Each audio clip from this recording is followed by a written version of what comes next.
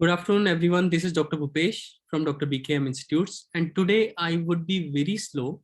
And the thing that we are covering today is the most important thing of OET, that is grammar. It's not only about OET, it's about IELTS, PT, or whatever test you take of English.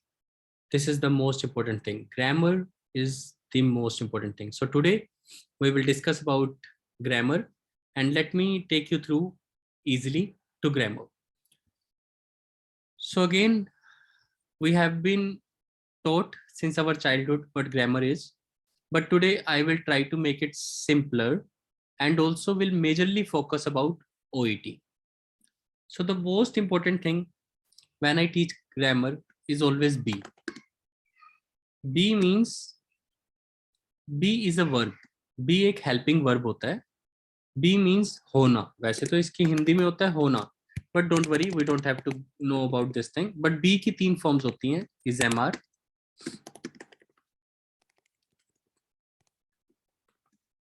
was were और been. ये 3 forms होती हैं B की. Present में जब use होता है तो इज एम आर यूज किया जाता है. पास्ट में जब यूज होता है तो वॉज वर यूज किया जाता है. और जब आपको परफेक्ट यानी प्रेजेंट में इज एम आर, पास्ट में वॉज वर, और जब आपको परफेक्ट या पैसिव यूज करना है तब आपकी थर्ड फॉर्म यूज होती है, परफेक्ट या फिर पैसिव. तो प्रॉब्लम ये होती है कि हमें आदत पड़ जाती है वी नॉर्मली से इज एम आर प्रेजेंट के लिए, वॉज वर पास्ट के लिए और बीन फ्यूचर के लिए. Been is never for future. First form हमेशा प्रेजेंट को डिनोट करती है. अगर मैं बी के अलावा किसी और वर्ब को डिस्कस करूं तो आई अंडरगो सर्जरी, तो मतलब कि मैं सर्जरी करवाता हूं, तो ये अंडरगो मुझे फर्स्ट फॉर्म ये बता रही है कि इट इज प्रेजेंट. अगर मुझे पास्ट में जाना है, मैंने पास्ट में सर्जरी करवाई, तो मैं कहूंगा आई अंडरवेंट सर्जरी. तो सेकंड फॉर्म हमेशा पास्ट बताती है. और जब ये बीन होता है तो बीन का मतलब होता है हो चुकी है. I have undergone surgery. That means it is present perfect. I have undergone surgery means present perfect. So third form is always use for perfect tense और पैसिव वॉइस. पैसिव वॉइस क्या होते हैं? पैसिव वॉइस में भी third form का use होता है. जैसे if I say patient has been advised, so this is a passive voice. I'm just giving you example. We will try to sort this thing out in a very simple way. I will try to teach you as simple as possible and will try to relate this grammar to OET. While learning grammar, you need to be very patient. तो अभी के लिए आपको बस ये सीखना है B के 3 फॉर्म्स होते हैं, is am are, was were और बी. बी को कहने के 3 तरीके होते हैं, प्रेजेंट, पास्ट, और जो थर्ड फॉर्म होती है हमेशा परफेक्ट टेंस के लिए यूज होती है. तो मैंने एग्जांपल दे दिया. अगर फर्स्ट फॉर्म में लिखना हो आई अंडरगो, तो मतलब मैं प्रेजेंट में कह रहा हूँ मैं सर्जरी करवाता हूँ. आई अंडरवेंट. अगर फ्यूचर कहना होता है तो वो फर्स्ट फॉर्म की तरह ही चलता है, बस शैल और विल लग जाता है. आई शैल अंडरगो या आई विल अंडरगो या फिर आई वुड अंडरगो सर्जरी. तो बेसिकली विल और वुड ये बताता है कि फ्यूचर है, लेकिन उसके साथ जो फॉर्म यूज होती है वो हमेशा फर्स्ट ही होती है, जैसे आई शैल अंडरगो सर्जरी. तो मीन्स फ्यूचर को बताने का तरीका भी फर्स्ट फॉर्म है, लेकिन विल और शैल के साथ. So first form is both for present and future. This is first form, both for present and future. Future में वो शैल और विल के साथ लग जाता है. Second form is always for past. Third form is for perfect tense और passive voice. So ये आपको याद रखना है. बस जब आप लेक्चर को सुनोगे तो इसको लिखना. और बी एक हेल्पिंग वर्ब होता है जो यही हेल्प करता है कि प्रेजेंट में क्या है, पास्ट में क्या है और फ्यूचर में क्या है. Example, for example, if I say this pen, तो I am talking about a pen, पर मुझे ये नहीं पता लग रहा ये प्रेजेंट में है या पास्ट में, तो मैं बोलूंगा दिस इज अ पेन. तो दिस इज बी की first form, the first form of be. यहाँ पे ये बता रही है this is a present tense, यानी कि यहाँ पे एक पेन है, प्रेजेंट. अगर मुझे पास्ट में जाना होता है तो pen is not a verb. Pen एक वर्ब नहीं है ना, तो मैं इसको सेकंड फॉर्म में कैसे डालूं, पेंड, तो ये कोई बात ही नहीं बनेगी. तो जहां पे वर्ब नहीं होता वहां पे पास्ट में जाने के लिए हम लिखते हैं दैट वाज अ पेन. तो जो हेल्पिंग वर्ब होता है, the helping verb basically helps to tell whether it is a present और अ पास्ट टेंस. अगर फ्यूचर में जाना है वो बात बाद में करेंगे, लेकिन अभी तक what I want to teach you is the importance of a verb. Verb help करते हैं प्रेजेंट और पास्ट में जाने में। अगर यहाँ पे कोई वर्ब होता तो मैं कहता आई सी यू, यानी कि मैं प्रेजेंट में तुम्हें देखता हूँ। पास्ट में I saw you, second form is always for past, and third form और फ्यूचर में आई शेल सी यू। आप इसको वुड भी बोल सकते हो, आजकल शेल ज्यादा यूज नहीं होता तो वुड बोलते हैं, तो मैं इसको प्रैक्टिकली वुड लेता हूँ, या I will see you will बोल देते हैं। तो विल वुड शेल एक ही बात है, don't worry about it, specially in terms of OET. तो प्रेजेंट को लिखने का तरीका है फर्स्ट फॉर्म, पास्ट को लिखने का सेकेंड फॉर्म, और फ्यूचर को लिखने का विल सी फर्स्ट फॉर्म के साथ ही। तो यानी थर्ड फॉर्म जो यूज होती है वो दो जगह पे यूज होती है, या तो परफेक्ट टेंस यानी कि काम हो चुका है या हो चुका था, ऐसी जगह पे चुका है या चुका था परफेक्ट टेंस, या फिर पैसिव वॉइस, जिसके लिए मैंने आपको ये सारी कहानी सुनाई है वो पैसिव वॉइस है। तो पैसिव वॉइस का एक ही रूल होता है, बी प्लस थर्ड फॉर्म। तो अभी तक हमने जो भी पढ़ा है वो मैंने इसीलिए पढ़ा है ताकि मैं यहां तक पहुंच सकूं कि पैसिव वॉइस का मतलब बी प्लस थर्ड फॉर्म होता है, क्योंकि ओईटी में when you will be doing OET passive voice बहुत यूज होंगे। जैसे अब मैं आपको एग्जांपल दूंगा और आपको बिल्कुल अच्छे से समझ आ जाएगा, उसके बाद मैं आपसे क्वेश्चन पूछूंगा जो बात आपको समझ नहीं आई, लेकिन प्लीज पैसिव वॉइस को जरूर समझना। Be plus third form, this is passive voice. जो भी मैंने आपको सारी कहानी, the story that I have told you until now is just to tell you passive voices, because passive voices आपको मार्क्स ला के देंगे। Passive voices are very important for marks. तो पैसिव वॉइस का मतलब is am are third form, यानी is am are में से कोई भी थर्ड फॉर्म के साथ लगे तो that is a passive voice. लेकिन किसका पैसिव वॉइस? प्रेजेंट में पैसिव वॉइस। अगर कभी भी पास्ट होगा तो पास्ट में पैसिव वॉइस होएगा वॉज वर थर्ड फॉर्म। यानी कि बेसिक इंग्लिश यही कह रही है कि ये थर्ड फॉर्म तो ये बता रही है कि सेंटेंस इज अ पैसिव, और वॉज वर ये बता रहा है कि पास्ट का पैसिव। ऐसे ही is am are third form ये बता रही है कि प्रेजेंट का पैसिव। ऐसे ही जब मैंने आपको थर्ड पढ़ाया तो प्लीज समझिएगा, has been have been third form, तो यानी इसका मतलब क्या है? परफेक्ट टेंस का पैसिव वॉइस, ये समझना। इसको फ्यूचर का पैसिव वॉइस नहीं समझना। जब भी आप बी की थर्ड फॉर्म लगाओगे यानी बीन, जब उसके साथ थर्ड फॉर्म आ रहा है तो यानी परफेक्ट टेंस का पैसिव वॉइस। अब मैं आपको एग्जांपल दूंगा, एग्जांपल देते ही सब क्लियर हो जाएगा, क्योंकि ओईटी में मेजरली यही समझना है। अगर आपको ये समझ आ गया तो आपको सब समझ आ गया। सो हम अब बिल्कुल easily we will try to conclude this thing जो हमने अभी तक पढ़ा है। I will try to conclude you in a very simple way. तो बेसिकली जब हम ओईटी में पास्ट विजिट लिखते हैं, पास्ट विजिट में मतलब यस्टरडे भी आ गया, 3 days अगो भी आ गया, 1 month अगो भी आ गया, मतलब चाहे कितना ही टाइम पुराना हो, कोई भी विजिट हो, चाहे वो 3 महीने पहले की हो, 3 साल पहले की हो, कुछ भी हो, 5 साल पहले की हो, इट डज नॉट मैटर। अगर कोई भी विजिट चाहे यस्टरडे की भी हो, अगर कोई भी विजिट पास्ट की है तो उसमें पास्ट टेंस यूज होगा जो हमने पढ़ा। और पास्ट को मैंने आपको बताया था, पास्ट को बताने के दो ही तरीके हैं, सेकंड फॉर्म, और जब पैसिव वॉइस बनेगा, जब पैसिव वॉइस बनेगा तो वॉज वर थर्ड फॉर्म। तो यानी पास्ट की विजिट में या तो ये यूज होगा या ये यूज होगा, या तो सेकंड फॉर्म यूज होगी अगर एक्टिव हुआ, नहीं तो पैसिव हुआ तो it would be was were third form. ये प्लीज बात याद रखनी है सबको। तो अब इस चीज को मैं अलग से लिख देता हूं। तो जब भी आपकी विजिट लेटर होगा या आपको ड्यूरिंग हॉस्पिटलाइजेशन लिखना है, ड्यूरिंग हॉस्पिटलाइजेशन और विजिट लेटर में पास्ट की विजिट्स, और विजिट लेटर में past visits, always use these two things, second form active,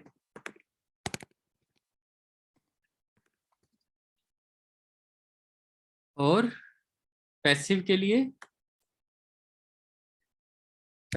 was were third form. तो इसको मैं यहाँ पे लिख देता हूँ, was were third form passive के लिए, यानी जो भी काम किसी के द्वारा होगा दैट इज पैसिव। तो इसको मैं पैसिव लिख देता हूँ, आपके लिए इजी हो जाएगा। और हम इसके बारे में बात करेंगे, आपको सब कुछ 2 मिनट में क्लियर हो जाएगा, क्योंकि अभी तक आपको थोड़ी सी मुश्किल आई होगी समझने में, बट अब इसके बाद आपको दिक्कत नहीं आएगी, क्योंकि अब मैं सेंटेंस फॉर्मेशन दिखाऊंगा आपको विजिट लेटर में। सो I would say I will tell you about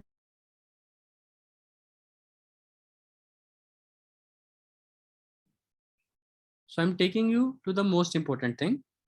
Suppose example ले रहा हूँ 3 days ago पेशेंट ने पहली बार विजिट किया, तो पेशेंट ने अपने आप विजिट किया active. So the patient visited with chief complaint of fever, nausea and vomiting. तो आपको बस ये याद रखना है कि whenever you are writing any past visit, और जो भी पेशेंट सिम्टम्स बताएगा, तो पेशेंट अपने आप विजिट किया तो हमने कहा विजिटेड विद, तो सेकंड फॉर्म यहाँ पे यही बता रही है कि वो अपने आप आया with fever, nausea and vomiting. Also उसने कंप्लेन किया, अपने आप किया, हमने नहीं करवाया। Also he complained of rigors and chills. तो ये सब पेशेंट के सिम्टम्स हैं। So that is the best way of writing. अगर ऑल्सो की जगह आप लिखना चाहते हो अलोंग विद दैट, तो ये और भी ज्यादा बेटर हो जाता है पास्ट विजिट में। सो that is how you right the visit of the past, जब आप उसके सिम्टम्स लिखते हो। सिम्टम्स के बाद एग्जामिनेशन होता है। ऑन एग्जामिनेशन अब पैसिव, क्योंकि नाउ पेशेंट ऑन एग्जामिनेशन के बाद साइंस आएंगे, और साइंस हमारे द्वारा नोटिस होते हैं। So basically it is a passive voice, the things which are examined by us on examination. He was found, देखते हैं हमने रूल को फॉलो किया, वॉज प्लस थर्ड फॉर्म, और यहाँ पे देखो वॉज प्लस थर्ड फॉर्म, यानी कि रूल को फॉलो किया है। So he was found with elevated temperature. तो साइंस ये होते हैं जो हम पता लगाते हैं, तो यानी कि हमारे द्वारा पाया गया, जो भी काम हमारे द्वारा होगा, he was found with this. तो विजिट लेटर हमेशा पास्ट में ऐसे चलेगा। Then you will say also he was assessed with, आप ऐसे भी लिख सकते हो, नहीं तो आप लिख सकते हो ही वॉज हैविंग। इसमें आपको एक्टिव पैसिव की जरूरत नहीं पड़ेगी, क्योंकि पेशेंट को चाहे एक्टिव में चाहे पास्ट में, but he was having all these things, चाहे इसमें कोई भी आपने और साइंस आ जाए। सिम्टम्स हो गए, साइन कवर हो गए। तो सिम्टम्स और साइन के ऊपर डायग्नोसिस होती है, तो हम वर्ड यूज करते हैं सो या फिर हैंस, सो या फिर हैंस या फिर therefore. So that means symptoms, science. So the patient was suspected with. So OET will always go in this manner: symptoms, signs, therefore. इस कारण से, because symptoms were such, signs were such, so the patient was suspected with, again a passive voice, हमारे द्वारा, was suspected with जो भी disease है, for which जो भी मेडिकेशन आपने दी है, तो मेडिकेशन भी हॉस्पिटल के द्वारा, हमारे द्वारा दी जाएगी। For which PCM was given, यहाँ पे कोई भी मेडिकेशन लिख दो, मेडिकेशन वाज गिवन। आप इसको थर्ड फॉर्म में, ये भी मेडिकेशन शुरू कर दी गई, तो शुरू के लिए स्टार्टेड। मतलब पैसिव वॉइस और एक्टिव को कभी चेंज नहीं करना। और आपको you will be glad to know कि इसके अलावा विजिट लेटर में कुछ नहीं होता। अब जब नेक्स्ट विजिट आएगी, when you will write the next visit, then also it will go the same. Again, yesterday, look at this, nothing will change. Yesterday the patient complained of, sorry, yesterday the patient, again same words, complained of या फिर suffered from। yesterday the patient suffered from जो भी symptoms है। on examination की जगह on assessment, he was found with, again same grammar, he was found with जो भी signs हैं। so he was assessed with या diagnosed with, अगर पहले suspected था अब diagnosed है, तो he was diagnosed with this। फिर again same, for which this medication was given। तो मतलब past visit में कभी कोई change नहीं आएगा, हमेशा यही grammar चलेगी, सिर्फ फर्स्ट लाइन एक्टिव में and rest of the line will go in the passive, जो भी काम हमारे द्वारा हुआ है। बस there are few words which you can change, जैसे मैंने कंप्लेंट ऑफ की जगह लिख दिया suffered from. In the same way examination की जगह मैंने लिख दिया असेसमेंट।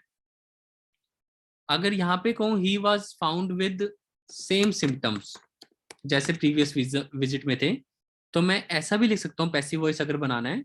अगर if you want to change it कि बार बार sir he was found with I want variation, so if you want variation so you say on assessment same symptoms were found, ऐसे पैसिव वॉइस कर दो। Patient की बजाय object, symptoms भी तो ऑब्जेक्ट ही है, सो ऑब्जेक्ट को आगे सेम सिम्टम्स हमारे द्वारा पाए गए, सो आप ऐसा भी लिख सकते हो। So he was diagnosed with this problem. अगर आपको ये बार बार रिपीट होता हुआ लग रहा है कि फॉर विच, तो यहाँ पे फुल स्टॉप लगाओ, फुल स्टॉप के बाद एफ को कैपिटल करो और विच कनेक्टर को हटा दो, इसकी जगह लिखो फॉर दैट, तो आपको वेरिएशन मिल जाएगा। अगर फॉर विच लगाते हो तो ये कनेक्शन है, कोमा और एफ छोटा। अगर फॉर दैट लगाते हो, विच को हटा देते हो, कनेक्टर को हटा देते हो, तो दैट के साथ हमेशा फॉर दैट। अगर आप यहाँ पे भी नोट करोगे, जब भी दैट का यूज हो रहा है लॉन्ग विद दैट, तो उससे पहले फुल स्टॉप। ऐसे ही अगर फॉर दैट का यूज कर रहे हो तो उससे पहले फुल स्टॉप। सो पास्ट विजिट जितनी मर्जी हो जाए हमेशा इस टेंस में चलेंगी। अगर डिस्चार्ज लेटर होगा और ड्यूरिंग हॉस्पिटलाइजेशन की बात करें तो वो भी पास में होता है। ड्यूरिंग हॉस्पिटलाइजेशन अगर आप ध्यान से देखोगे, during hospitalisation the patient was suffering from extreme pain. Suppose symptom आ गया, ऑन एग्जामिनेशन हमारे द्वारा पाया गया same, again that is why OET is so simple, he was found with fracture. Pain से आया था या patient presented with extreme pain, ऐसे लिख दो। वहां पे विजिटेड की जगह यू कैन, बस ग्रामर मत चेंज करो, वर्ड चेंज कर सकते हो।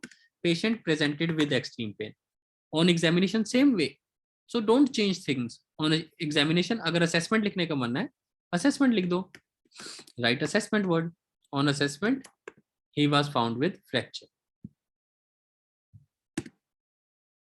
अब इसमें फ्रैक्चर ही डायग्नोसिस है, फ्रैक्चर ही वो है, तो आप ऐसे कह सकते हो ही was found with fracture for which हमारे द्वारा अप्लाई की गई प्लास्टर कास्ट, जो भी काम हमारे द्वारा हो रहा है हॉस्पिटल में passive. Also he was advised, हमारे द्वारा एडवाइस किया गया, पैसिव ही चलेगा, he was advised to take rest, keep it passive. Further, further इसके आगे he was also advised to come back, उसको कहा कि वापस आ जाना for review.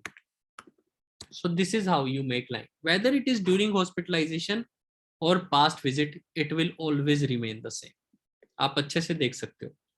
That is why I say OET is so simple. Discharge letter है और patient admission हुआ है, तो इसी को चीज को during hospitalization बोल देते हैं, बाकी सब same। Visit letter है तो इसको past visit को same tenses में लिखा जाता है, लेकिन इसको visit बोल देते हैं, on first visit, yesterday, या ऐसे लिख देते हैं। So but tenses are always second form. अगर जो भी सिम्टम है अपने आप हुआ, patient visited, patient presented, patient suffered from, उसके बाद सारा काम हॉस्पिटल के द्वारा होता है, हमारे द्वारा, तो सब कुछ पैसिव, सब कुछ पैसिव, सब कुछ passive. So that is what you need to learn and your grammar in OET will be awesome. इसके अलावा आपको कुछ नहीं जानना।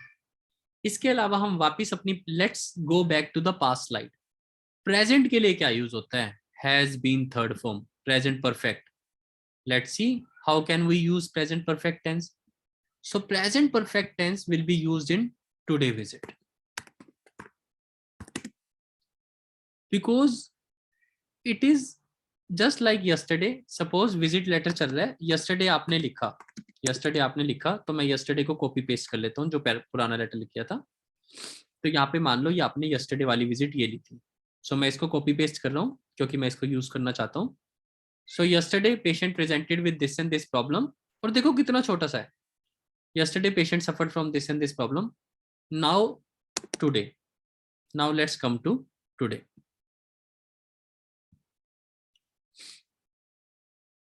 So if I say today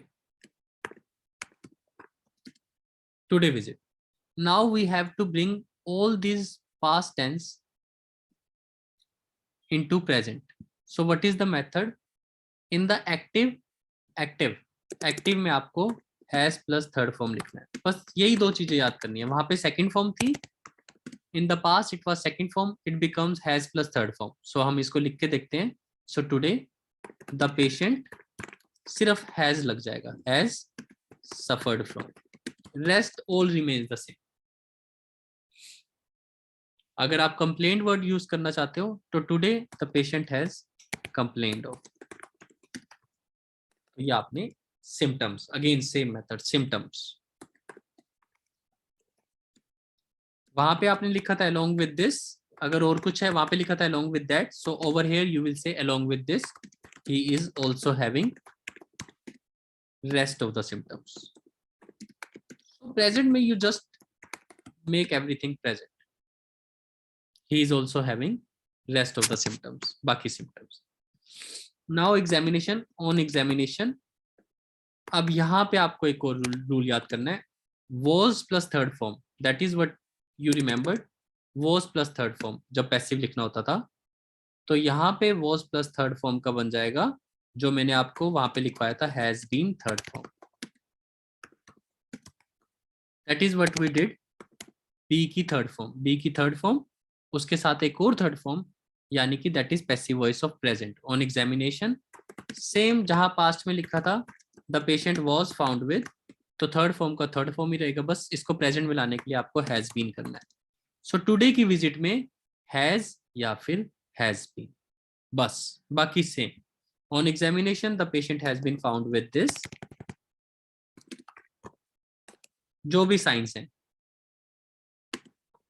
therefore he has been diagnosed with, was की जगह बस हैज बीन चलेगा. Therefore he has been diagnosed with this thing for which your expertise is highly required. That's it. So these are the major tenses used in OET. If I try to summarize, so please write every day before writing your letter. Past में अगर active है तो second form, और past में अगर passive है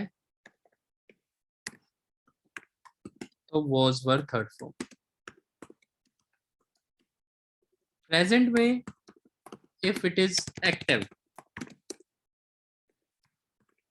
then you use has plus third form, और अगर present में अगर passive है तो use has been third form.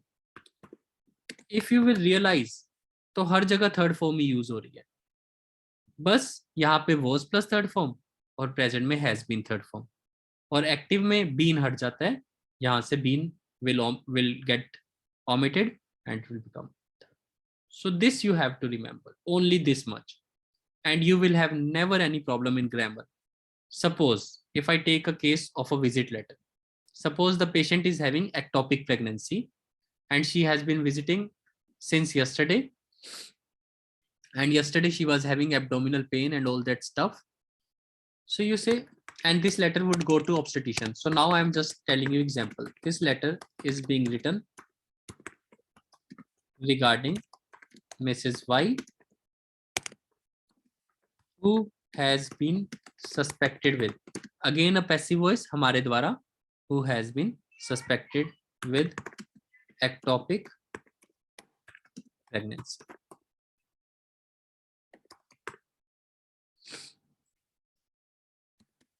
So she is being referred under your expertise. हमारे द्वारा की जा रही है, रहा है के लिए ing और वही passive voice be plus third form, यानी this is a passive voice, be plus third form. ing is for raha, continuous tense. So she is being referred under your expertise, basically by us. That is why it is a passive voice. Anything that is done by us is be plus third form. Is be plus third form. This letter is being written by us, passive voice. Who has been suspected, be plus third form. This is perfect. who has been suspected with ectopic pregnancy. First paragraph complete, visit letter. If you want to improve it, you can say has been suspected with ectopic pregnancy on the basis of her current signs and symptoms. So to make first paragraph better, you can add these words. So this is final first paragraph of OET letter, of OET visit letter. That's it. Purpose of the letter. So first paragraph is for purpose. So this letter is well saying about purpose, that this letter is being written who has been suspected with ectopic pregnancy.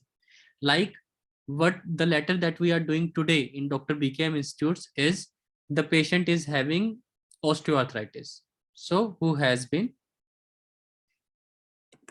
diagnosed with osteoarthritis.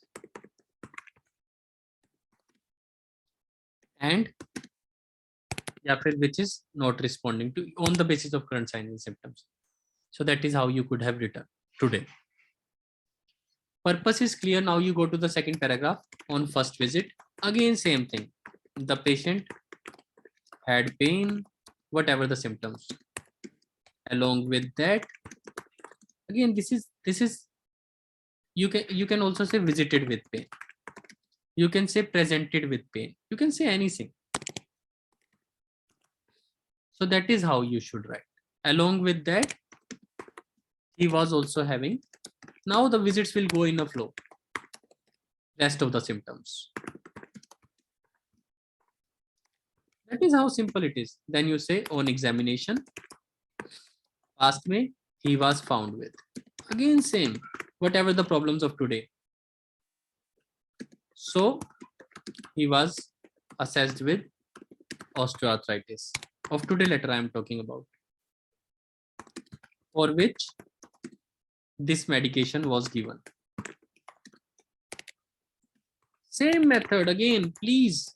You just need to learn again for today. When you will come to today, then the second visit, whatever the second visit is after 3 days or after 5 days. After 5 days, he again had same symptoms. On examination, he was found with. Same. So today, he is still having same symptoms.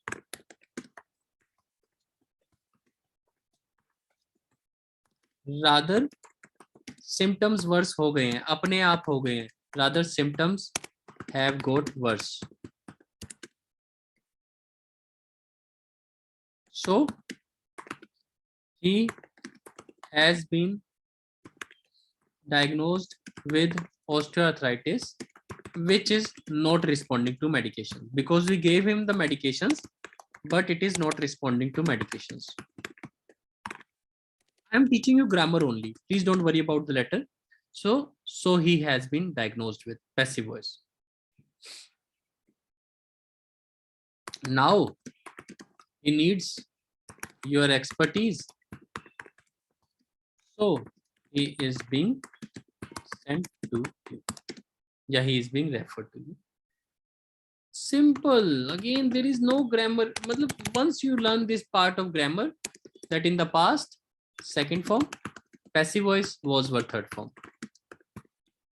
In the present, has third form. Third form is always there. Or passive voice has been third form. That's it. Just follow this rule. If you will check, in the present, has plus third form. So you will say, in the present, has plus third form, have plus third form, and passive has been third form. Again, have followed the same strategy over here. In the past, second form, या फिर was were third form. In the past, second form, otherwise was were third form.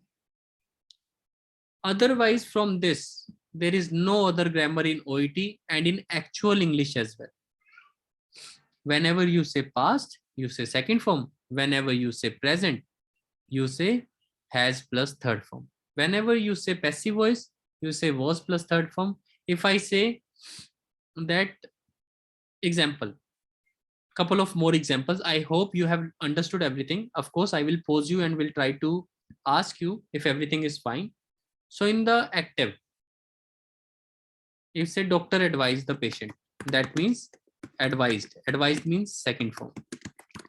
That means it is a past visit for sure and it is active. That is doctor advised the patient. If I want to make it passive, what I will do, the patient was advised by the doctor.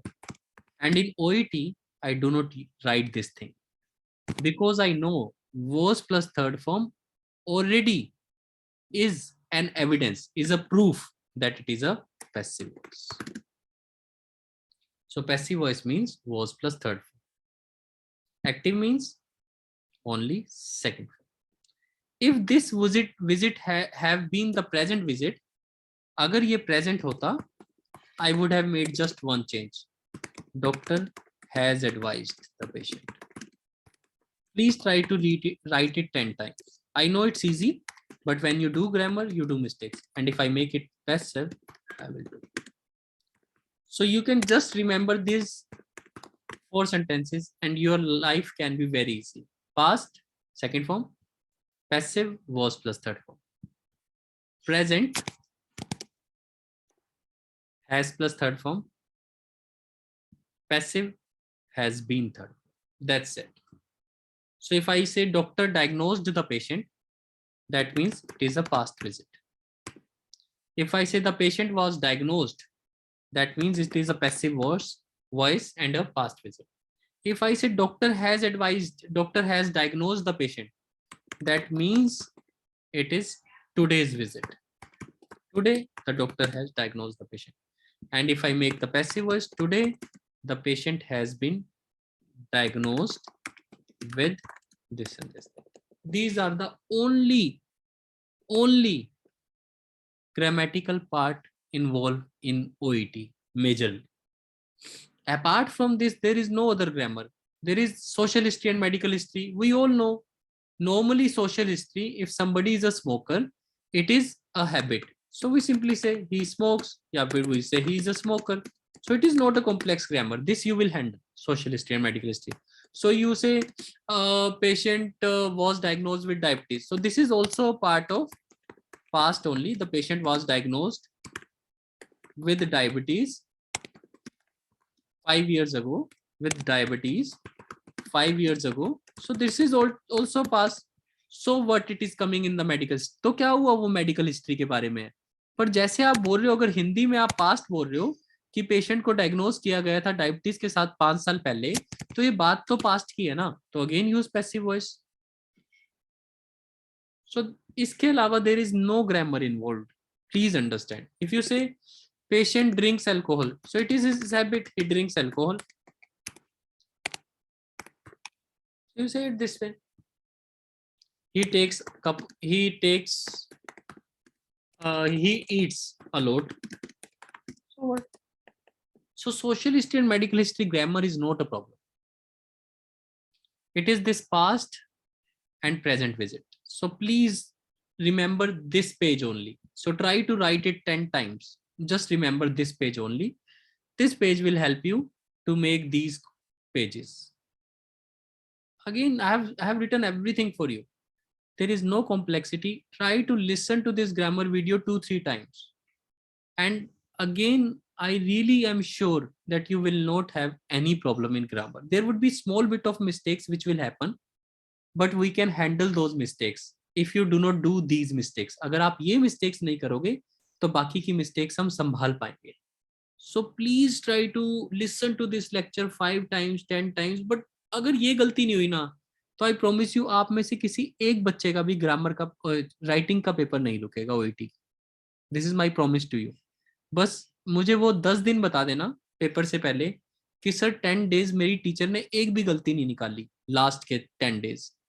तो मैं promise करता हूं आपसे 100% you will clear OET writing in one shot, जिसे सबसे मुश्किल module बोलते हैं OET का. This is my promise to you. But again last के 10 दिन में एक भी ग्रामर की गलती नहीं होनी चाहिए. That is the main motive we are having. हो सके तो कल से ही नहीं होनी चाहिए, क्योंकि at last this video will help you to take your decision. So this is Dr. Bhupesh from Dr. BKM Institutes. Our contact number is 76967342256. Thank you.